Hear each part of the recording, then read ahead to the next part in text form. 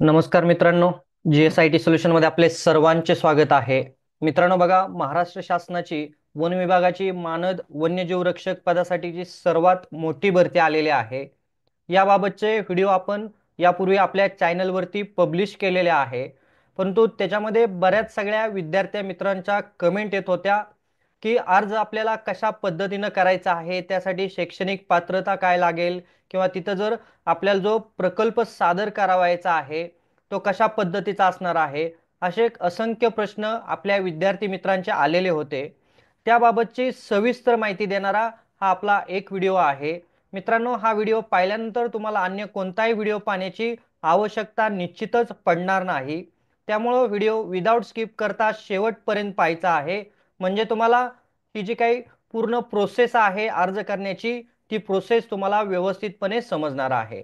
तर मित्रांनो, व्हिडिओला सुरुवात करण्यापूर्वी माझी एक तुम्हाला विनंती राहील, तुम्ही अजूनपर्यंत जर आपल्या चॅनलला सबस्क्राईब केलं नसेल तर प्लीज आपल्या चॅनलला सबस्क्राईब, लाईक आणि शेअर करायला विसरू नका. आणि सगळ्यात महत्त्वाचं म्हणजे बेल आयकॉनचं बटन क्लिक करा, म्हणजे असेच माहितीपूर्ण नवनवीन व्हिडिओ सर्वात अगोदर तुमच्यापर्यंत येऊन जातील. तर चला तर सुरुवात करूया आपण आपल्याच्या या व्हिडिओला. बघा, सगळ्यात महत्त्वाचं म्हणजे आपल्याला इथं पात्रता काय लागणार आहे, शैक्षणिक पात्रता काय आवश्यक आहे. तर इथं अशी कोणतीही शैक्षणिक पात्रता दिलेली नाही मित्रांनो. तुमच्याकडे वन्यजीव, पर्यावरण, निसर्ग संपत्ती यामध्ये रुची असावी असं इथं म्हटलेलं आहे. त्याच्यानंतर बघा, शैक्षणिक पात्रता ठरवती शैक्षणिक पात्रता ठरवलेली नाही, परंतु संबंधित क्षेत्रातील अनुभव किंवा सेवा फायदेशीर ठरतो. तुम्हाला या ठिकाणी ऍप्लिकेशन करायचं असेल तर तुमचा वन विभागाशी जे काही तुम्ही काम केलेलं असेल त्याच्यातील जो काही अनुभव आहे तो अनुभव अतिशय आवश्यक आहे. वन्यजीवांचे संरक्षण केलेल्याचा अनुभव इथं आवश्यक आहे. त्यामुळे इथं शैक्षणिक पात्रता कोणतीही नाही. त्यानंतर अनुभवाच्या बाबतीत बघा, काय अनुभव असला पाहिजे, वन्यजीव संरक्षणामध्ये सक्रिय सहभाग असला पाहिजे. इथं लक्षात घ्या, तुम्ही वन्यजीव संरक्षण करण्यासाठी तुम्ही काम केलेलं असलं पाहिजे, त्याच्या बाबतचे पुरावे देखील तुमच्याकडे असले पाहिजेत. बघा, अजून काय म्हटलेलं आहे, NGO, ट्रेकिंग ग्रुप्स किंवा पर्यावरण संस्था या मार्फतचा तुमचा अनुभव असला पाहिजे. तुम्ही अशा ज्या काही NGO वगैरे असतात किंवा ट्रेकिंग ग्रुप्स असतात त्याच्यामध्ये पर्यावरण संरक्षणासाठी काम केलेल्याचा तुमचा अनुभव असला पाहिजे, हे लक्षात घ्या. त्याच्यानंतर बघा, जंगल भागातील गस्त, माहिती गोळा करणे, जनजागृती, बचाव कार्य यामध्ये काम केले असेल तर अधिक चांगला असणार आहे. जंगल भागामध्ये वेगवेगळ्या प्रकारे गस्त घालणे, त्या ठिकाणी माहिती गोळा करून त्याच्यावरती काम करणे, जंगल संवर्धनासाठीच जनजागृती करणे, अशी जर कार्य तुम्ही केले असेल तर अतिशय चांगलं आहे यासाठी. त्याच्यानंतर व्यक्तिमत्व तुमचं कसं असलं पाहिजे बघा, स्वच्छ व निष्कलंक तुमचं चारित्र्य असलं पाहिजे. तुमच्यावरती कोणतेही गुन्हे वगैरे दाखल झालेले नसले पाहिजेत. त्याचबरोबर तुमच्यावरती कोणतेही प्रकारचे वनाचा तुम्ही नाश केलेला आहे किंवा वन्यजीव प्राणी आहेत त्यांना तुमच्याकडून इजा झालेली आहे, अशा प्रकारचे कोणतेही गुन्हे तुमच्यावरती नसले पाहिजेत मित्रांनो, की तुम्ही वन्यजीव प्राण्यांना किंवा अन्य काही जंगलाचा नाश केलेला आहे अशा पद्धतीचं. त्याच्यानंतर स्थानिक समाजात चांगला संपर्क व प्रतिष्ठा तुमची असली पाहिजे, हे लक्षात घ्या. तुम्ही ज्या समाजात राहता त्या समाजात तुमची एक चांगली प्रतिष्ठा आणि संपर्क असला पाहिजे.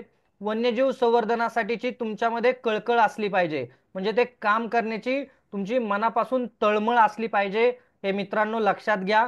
त्याच्यानंतर आपल्याला तिथं प्रकल्प किंवा अहवाल एक सादर करायचा आहे, त्याचा एक फॉर्मॅट आहे मित्रांनो, तो मी तुम्हाला इथं देतो आहे. बघा, प्रस्ताव सादर करताना आपली कामगिरी आणि भविष्यातील योजना स्पष्टपणे नमूद करणे आवश्यक आहे. बघा, हा जो प्रकल्प आहे हा प्रकल्प सादर करत असताना आपल्याला काय करायचंय, आपण यापूर्वी जी काही कामगिरी केलेली आहे किंवा भविष्यातील काय आपल्या योजना आहेत त्या स्पष्टपणे मांडायच्या आहेत. त्याचबरोबर बघा, मानद वन्यजीव संरक्षण पदासाठी प्रस्तावित प्रकल्पाचा एक नमुना आहे, त्याच्यामध्ये तुमचं नाव असलं पाहिजे. त्याचबरोबर तुमचा संपूर्ण पत्ता, सध्या तुम्ही ज्या ठिकाणी राहता आहे तिथला तुमचा संपूर्ण पत्ता असला पाहिजे. तुमचा मोबाईल नंबर आणि ईमेल ID देखील तिथं आवश्यक आहे.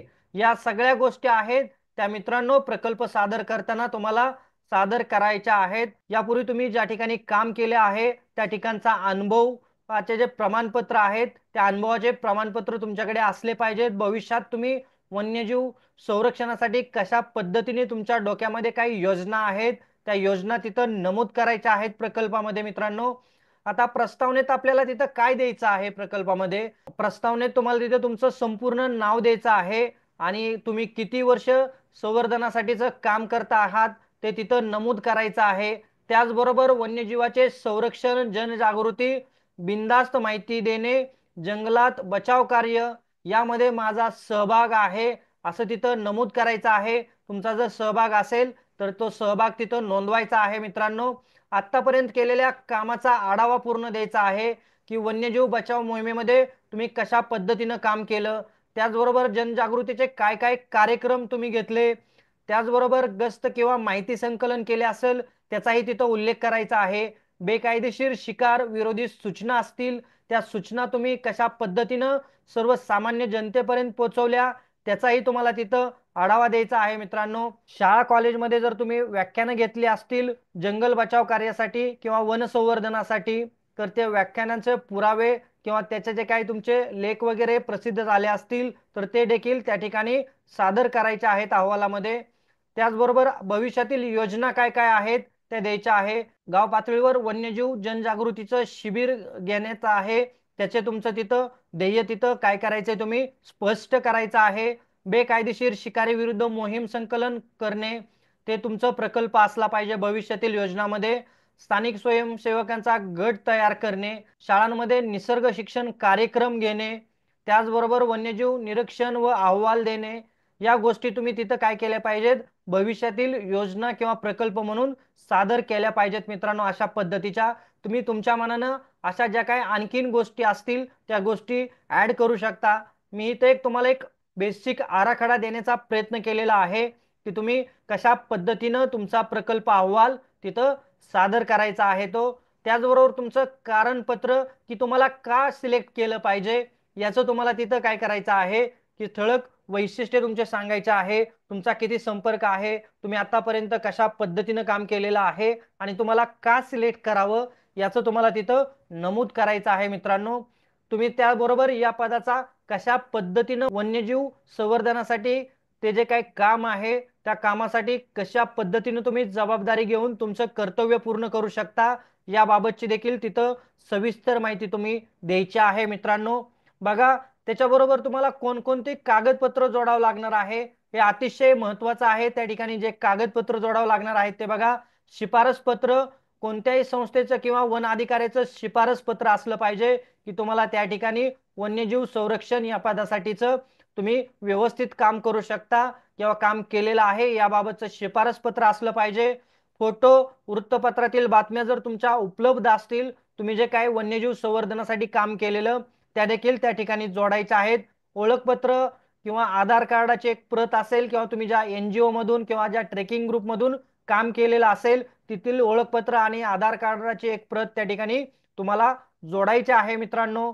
आणि मानद वन्यजीव संरक्षणासाठीचा जो मेन अर्ज आहे तो अर्जाचा नमुना कशा पद्धतीने असतो तो मी तुम्हाला इथं दिलेला आहे मित्रांनो। बघा त्या अर्जाचा नमुना मी तुम्हाला इथं देत आहे।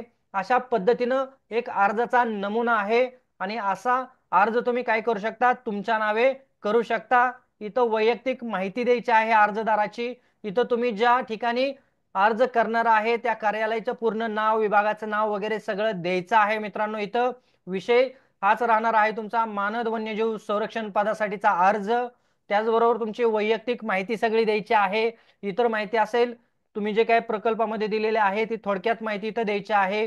आवश्यक कागदपत्र बघा, ओळखपत्राची एक प्रत द्यायची आहे, आधार कार्ड, निवडणूक ओळखपत्र वगैरे, त्याची पत्त्याचा पुरावा द्यायचा आहे, तुमचा शैक्षणिक पात्रतेच्या प्रती देखील तिथं जोडायच्या आहेत आणि वन्यजीव संरक्षण कार्यातील तुमच्या अनुभवाचे प्रमाणपत्र देखील त्या ठिकाणी जोडायचं आहे।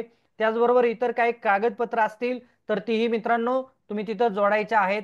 अशा पद्धतीनं बघा तुम्ही अर्ज करू शकता। तिथं तुम्हाला डिक्लेरेशन देखील अर्जात देणं आवश्यक आहे, ते देखील द्यायचं आहे। अशा पद्धतीनं मित्रांनो तुम्ही जो काही फॉर्म आहे वन्यजीव संरक्षण अधिकारी या पदासाठीचा तर तुम्ही तो फॉर्म भरू शकता। आणि याबाबत तुम्हाला आणखीन काही तुमच्या मनामध्ये डाऊट्स असतील तर तुम्ही मला या व्हिडिओच्या कमेंट बॉक्समध्ये विचारा। तुमच्या प्रत्येक प्रश्नाचं मी निश्चितच उत्तर देण्याचा प्रयत्न करेन। आणि मित्रांनो भेटूया अशाच नव्या माहिती बरोबर. जय हिंद, जय महाराष्ट्र.